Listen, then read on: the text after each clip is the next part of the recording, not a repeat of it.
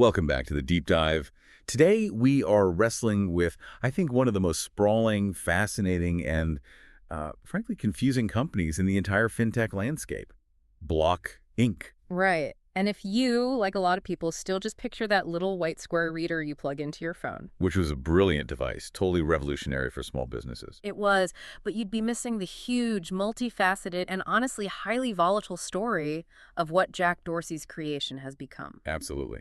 That little reader, which gave the company its original name, Square, was just the beginning. Just the catalyst. What they've built now is this empire that spans two distinct, massive financial universes. You've got the merchant side, still known as Square, and then the consumer digital wallet side, which is Cash App.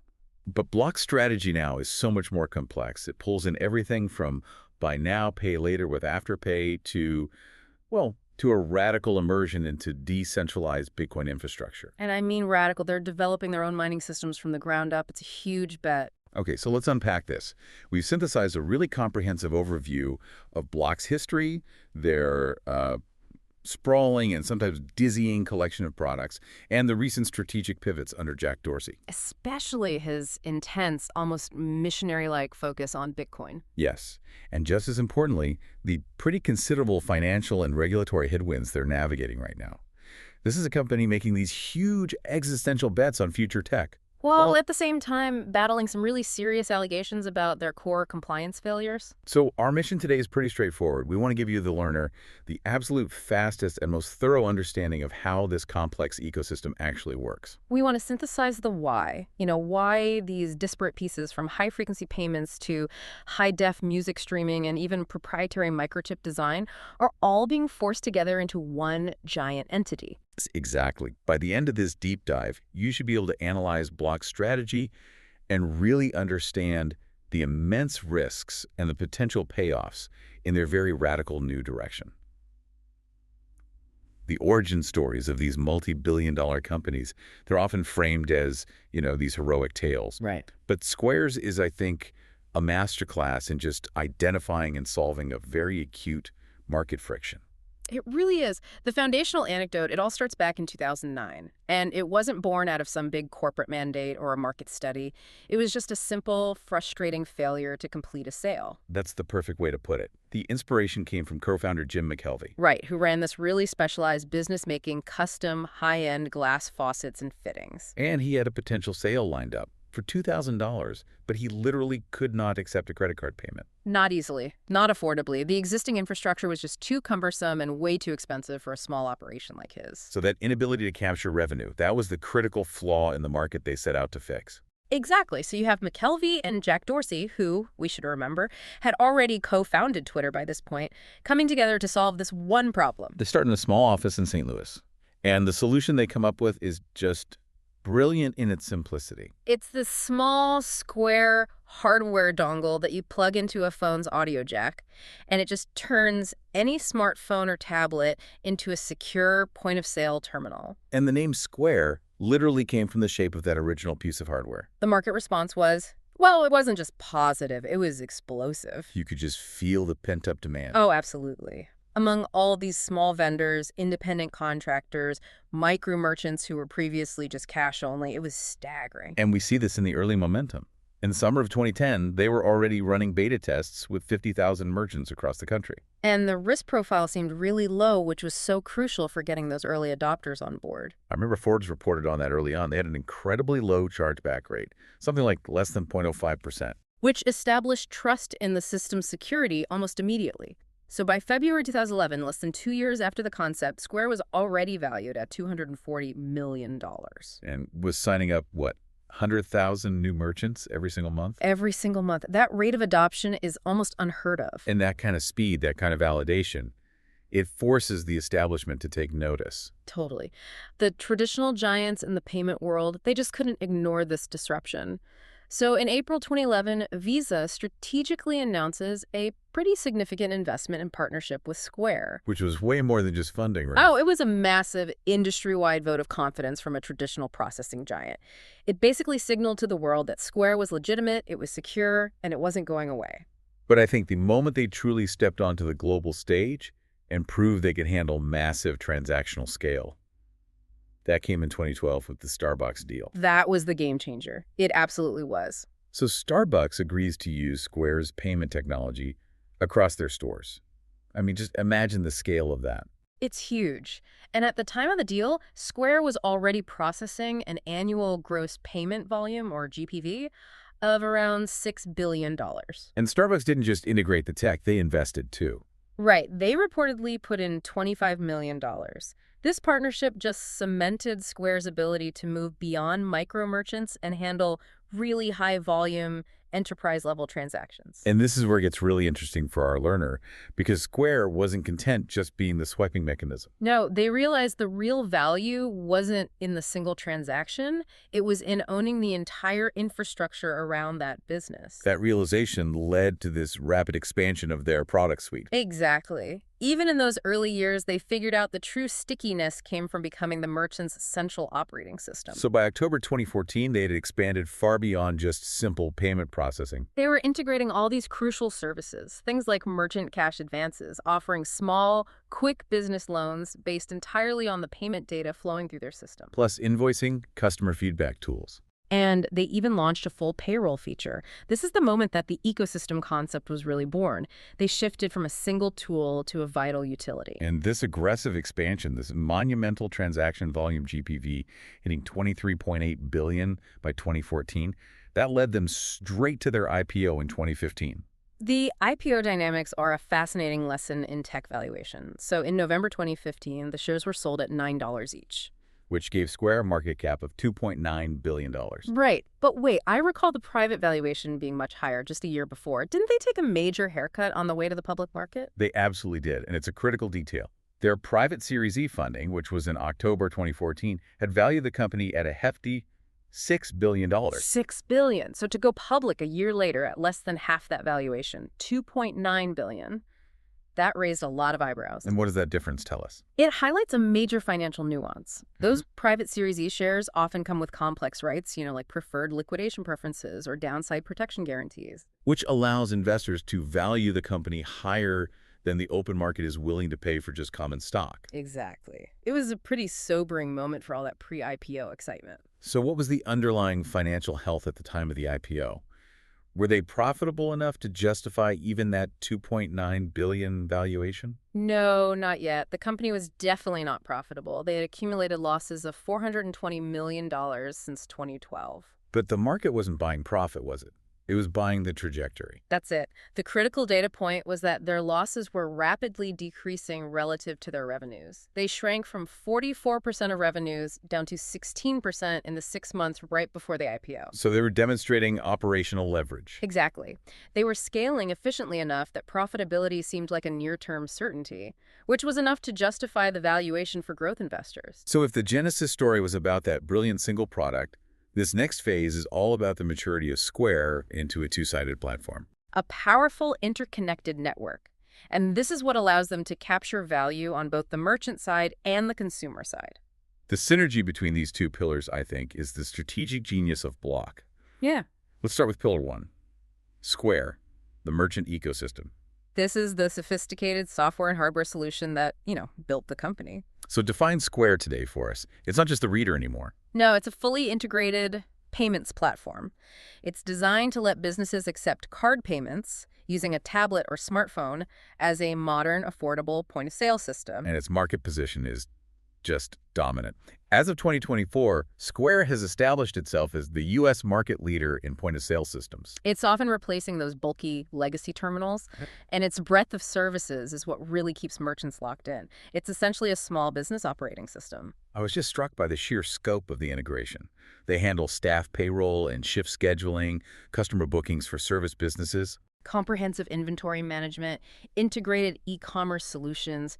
They literally manage the entire operational backbone of a modern small business. and they leverage that data beautifully. Oh, absolutely. By observing cash flow in real time, they moved seamlessly into financial services. They started offering in-house banking products and, crucially, business loans via Square Capital. And that proprietary data gives them a massive advantage over traditional banks when it comes to assessing risk and providing targeted financing. It does.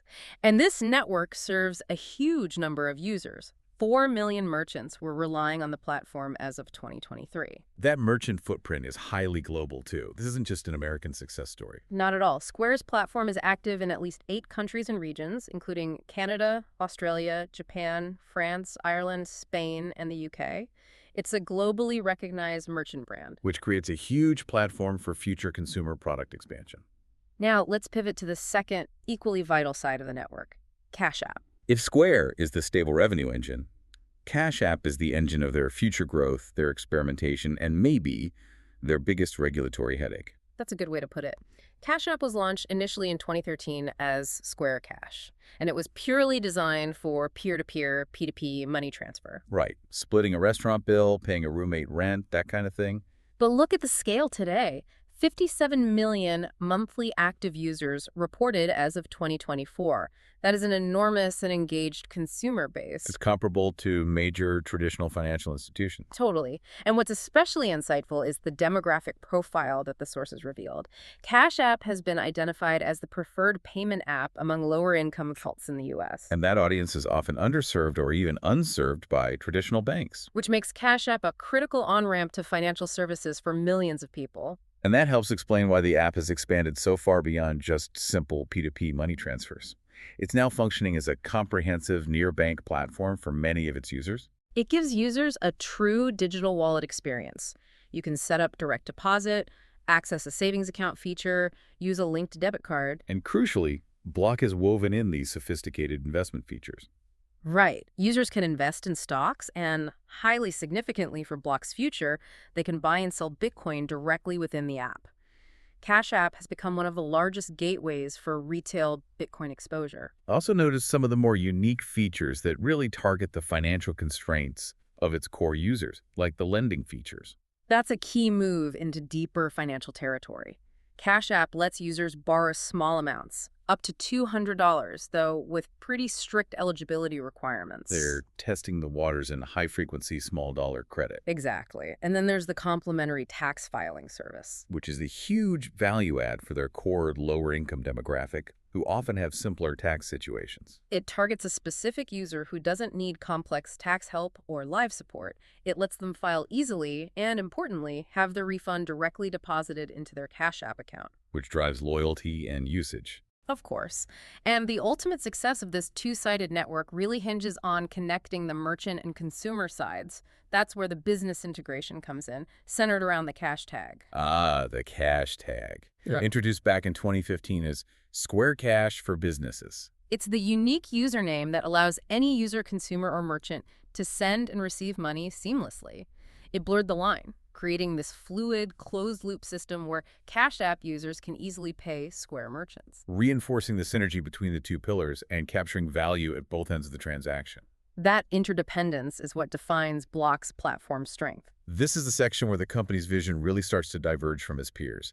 We move from a focused fintech company to this sprawling entity obsessed with decentralization. And this pivot really began with that corporate restructuring in 2021. A hard signal to the market. Square, Inc. officially changed its name to Block, Inc., effective December 10th, 2021. And this happened right after Jack Dorsey resigned as CEO of Twitter, so he could consolidate his focus entirely on this evolving company. The name Block clearly referenced the future direction, the blockchain. But it wasn't universally welcomed. I remember the immediate pushback. It was almost instantaneous. Less than a week after the rebrand, H&R Block, the tax prep giant, filed a trademark infringement lawsuit, arguing the name change would inevitably confuse customers. It was a high-profile legal battle that really highlighted the challenges of rebranding a globally recognized payment system. So what was the outcome of that suit? The parties settled, and the suit was jointly dismissed in April 2023. It allowed Block to move forward, but the episode showed that their new identity was already controversial. And they continue to evolve. They even changed the stock ticker from SQ to XYZ in January 2025. And organizationally, they've implemented this decentralized mindset, literally. That's right. Following that 2020 decision to let some employees become permanent remote workers, Block has no designated headquarters location as of 2021. They are distributed by design. This commitment to decentralization isn't just buzzwords, it's an operational ethos that informs every strategic decision, including their massive acquisition strategy. Okay, let's get into those acquisitions. They represent the company's major capital commitments outside of its core platforms. The biggest fish was Afterpay. Afterpay is the leader in the buy now, pay later, or BNPL space. This deal, completed in January 2022, was for a staggering $29 billion in stock. $29 billion. That's an astonishing figure, especially when you remember this all started with a $2,000 failed faucet sale. Right.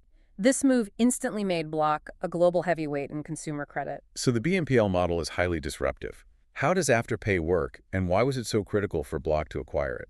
Well, Afterpay lets consumers pay off retail purchases in 4 interest-free installments. It's essentially small, instant, short-term credit at the point of sale. And for Block, it closes the loop. Exactly. It captures the consumer purchasing moment, it drives Cash App users to Square merchants, and it gives Block an even deeper stream of data on consumer spending habits. The scale is huge. It serves 24 million users and 348,000 merchants. Processing $27.3 billion annually, it places it among the top 3 BNPL services globally. And the integration seems deep, with the founders staying on board. Absolutely. Nick Molnar and Anthony Eisen, the founders, remain to lead the business. Molnar was even promoted in 2024 to Block's head of sales. Which shows how critical this unit is to the overall sales strategy for the entire Block ecosystem. It is, though we should mention, massive scale doesn't mean flawless operations. They did have service issues in February 2023 that caused sudden, sharp reductions in spending limits for thousands of users. Highlighting the volatility of credit systems. For sure. Now, let's tackle the acquisition that baffled a lot of analysts when it was announced. Tidal, the music streaming service. Ah, yes. Why would a financial services company spend hundreds of millions on a media platform? It really felt like a passion project, maybe fueled by Dorsey's relationship with Jay-Z, who joined the board after the deal. Block acquired a majority stake in March 2021 for $297 million. But the stated goal was strategic, right? The stated goal was to find new, decentralized ways for artists to support their work and to create business tools for musicians, basically applying the Square model of small business tools to the creative economy. And Tidal was differentiated. It was known for its high-definition audio and a huge catalog, and notably, its claims of paying better royalty rates than rivals like Spotify. That differentiation was the core argument for its acquisition. They even had this thoughtful direct artist payout scheme designed to send a portion of a user's subscription fee directly to the artists they listen to most. So this was Block attempting to embed its decentralized and artist-focused philosophy into media. Right, but the sources show that thesis didn't really hold up. This ties directly into that recent strategic realignment we were talking about. It's the clearest indicator of their pivot. It is. The direct artist payout scheme was discontinued in 2022, which reduced some of Tidal's unique market differentiation. And more importantly, in November 2024, Block announced a significant scaling back of investments in Tidal. They eliminated the product management and product marketing functions entirely. This wasn't just belt-tightening. It was strategically gutting non-core overhead. So if Afterpay is cemented as core and Tidal is being scaled back to the bare minimum, what does that signal about Dorsey's priority? It signals that Block views infrastructure ownership technology that supports the network as core, and things like user experience or content distribution, like Tidal, as non-essential overhead that distracts from the main mission. And the same thing happened with Weebly? The same rationalization, right? Weebly, the web hosting service they acquired in 2018 for $365 million. At the time, it hosted 40 million sites. That was a smart strategic acquisition, though. It was. Square knew its merchants needed an easy online presence. So Weebly was merged quickly into the Square online platform, with the brand phased out by 2021 and the full transition completed by 2023. Creating a unified, simplified e-commerce solution for merchants. It fit perfectly into the Square ecosystem model. Exactly. So we have Afterpay, rationalized e-commerce with Weebly, and a scaling back of Tidal. All roads now lead to where Block is placing its ultimate strategic bet. The massive commitment to decentralized Bitcoin infrastructure. This is where Jack Dorsey becomes a maximalist. They are not just enabling trading, they are building the underlying technology that powers the Bitcoin network. Let's start with their corporate holdings, which show a long-term conviction in the asset itself. Block made 2 major buys. An initial $50 million investment in 2020, which was about 4,709 bitcoins, followed by a massive $170 million purchase in February 2021, bringing their total corporate holdings to 8,027 bitcoins. which is a material investment that links the company's balance sheet directly to the success of the underlying cryptocurrency. But the truly radical move is the hardware projects, starting with Proto. We need to slow down and explain this, because this is where the major capital and engineering resources are now flowing. Proto is Block's internal project name for its full-stack Bitcoin mining system, and this is a huge undertaking. It involves developing their own proprietary, standalone 3-nanometer Bitcoin mining chip. Okay, why is the 3-nanometer chip important for our learner to understand? So, nanometer size relates to the manufacturing process of semiconductors. The smaller the number, the more transistors you can pack onto the chip. Which leads to drastically improved efficiency and processing power, the hash rate. Exactly. A 3-nanometer chip is currently cutting-edge technology. It requires immense capital and specialized foundries. By developing this chip, Block is signaling they are entering the hyper-competitive world of custom semiconductor design. They're treating mining hardware as a core proprietary technology. Yes. But why are they building the entire system? Why not just buy existing rigs? That's the crux of their decentralized mission. The goal is twofold: to decentralize the supply of mining hardware, and to decentralize the distribution of hash rate, which is the network's total computational power. And currently, the supply chain for mining rigs is very concentrated. Very. It's concentrated among a few Asian manufacturers. This makes the supply chain vulnerable and creates centralized points of failure. Dorsey wants to eliminate this difficulty in sourcing rigs, fostering greater competition and true decentralization across the entire Bitcoin network. And this isn't just a concept. They have commercial action already underway. Correct. In July 2024, they signed a large-scale hardware pact to supply these proprietary chips to major mining operators like Core Scientific. And Block expects Proto to be a major contributor to their business growth starting the second half of 2025. So this isn't just R&D, it's becoming a revenue stream. That's the infrastructure side. On the consumer side, they launched Bitkey. Bitkey is Block's self-custody Bitcoin hardware wallet. It launched in December 2023 in 95 countries. This is where Block's decentralization thesis meets the consumer. Okay, let's define self-custody for the audience. What does that mean in practice? So most people who buy Bitcoin on exchanges or even on Cash App right now are using a custodial solution. This means the exchange or platform holds the private cryptographic keys for them. So you technically own the Bitcoin, but you don't actually control the keys. Exactly. Self-custody means you and only you hold those keys. Bitkey is designed with a mobile app, the physical hardware device, and unique recovery tools to ensure that no one, not Block, not a government, can access or move a customer's Bitcoin without them. This focus on individual sovereignty is the ultimate test of their decentralized philosophy. It also won recognition. Bitkey was named one of Time's best inventions of 2024. It shows that the strategic pivot is complete. Divest non-core media like Tidal, integrate core e-commerce like Weebly, commit to traditional fintech growth with Afterpay. And dive headfirst into creating the physical and digital infrastructure for radical Bitcoin decentralization with Proto and Bitkey. It's a massive, capital-intensive bet on the future. To really understand the massive strategic implications we just discussed, we need to anchor ourselves in Block's financial reality. This is not some speculative startup anymore. This is a company of major global scale. Right, and the 2024 annual results really confirm this status. Their total revenue clocked in at $24.12 billion. That's a massive top-line number. It just underscores their dominance in both merchant and consumer transactions. And crucially, the trajectory since the IPO has resulted in true substantial profitability. They reported a net income of $2.9 billion for 2024. Which is a major leap from those early pre-IPO losses. Their total assets now stand at a robust $36.78 billion, and the sheer transaction volume flowing through their systems is staggering. They reached a gross payment volume of $240.81 billion. And that scale places them firmly in the ranks of global financial market leaders. It does. And that success and scale resulted in a major institutional milestone. Block was added to the S&P 500 on July 23, 2025, replacing Hess Corporation. For the learner, what does being in the S&P 500 actually mean for the company's stability and profile?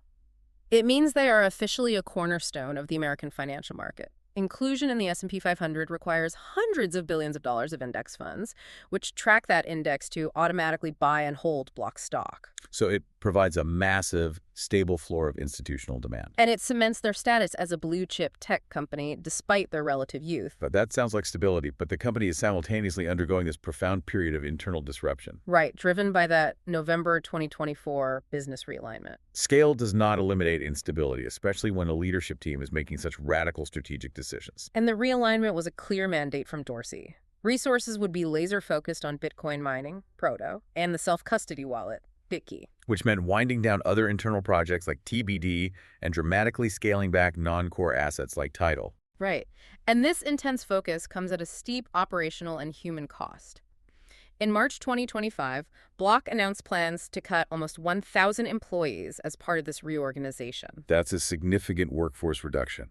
It's approaching 10% of their 11,372 employees reported in 2024. And the sheer number of layoffs emphasizes that this is not a subtle strategic adjustment.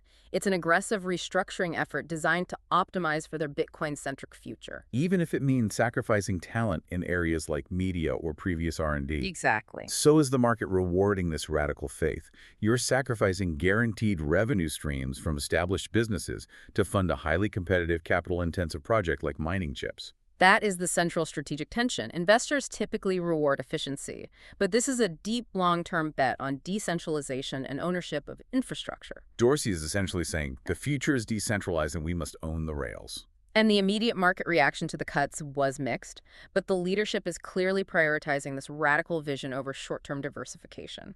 Beyond strategic changes, the company has also faced significant real-world operational instability that severely shook user confidence back in 2023.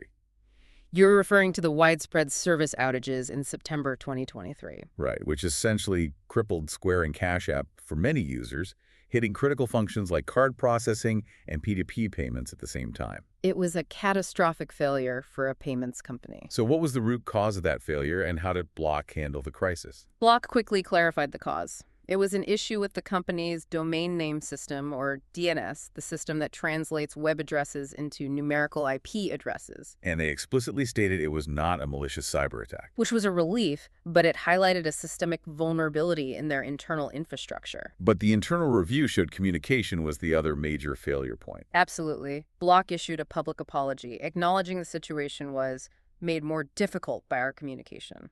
Their resolution involved a comprehensive technical and procedural overhaul. Implementing new firewall and DNS server changes to diversify risk. Expanding offline payment capabilities so merchants could continue to accept transactions even during network downtime. And adding redundant risk reduction measures.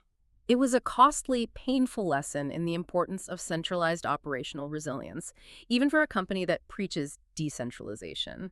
And that turbulence also led to a high-profile leadership change on the Square side. Yes.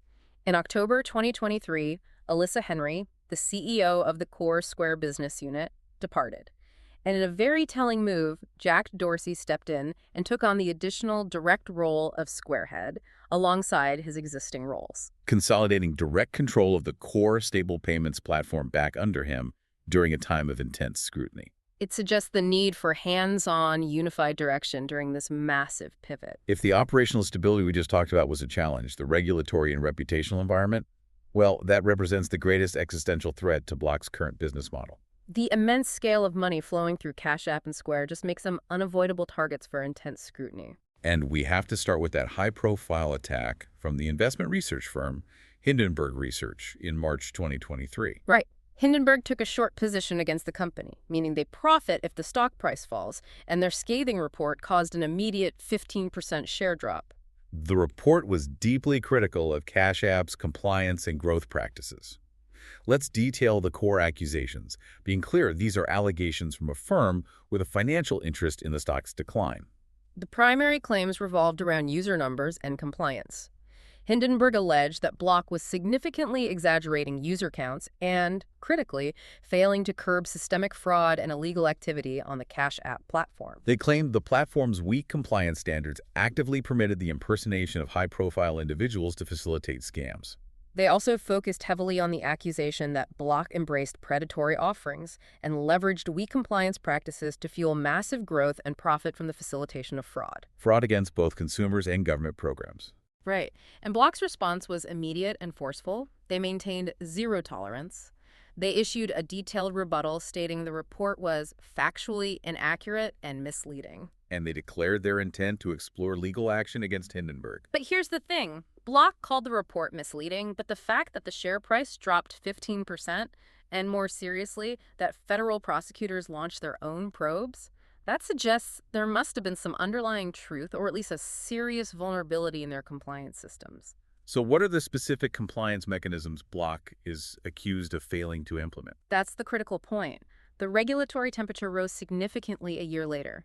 In May 2024, NBC News reported that federal prosecutors from the Southern District of New York had begun actively examining internal practices at both Square and Cash App. And these probes stem from alleged compliance lapses that strike at the very core of financial integrity? Right. The scrutiny centered directly on core anti-money laundering, or AML, and Know Your Customer (KYC) compliance. So what were the specific severe issues under federal examination? This is vital for understanding Block's current risk profile.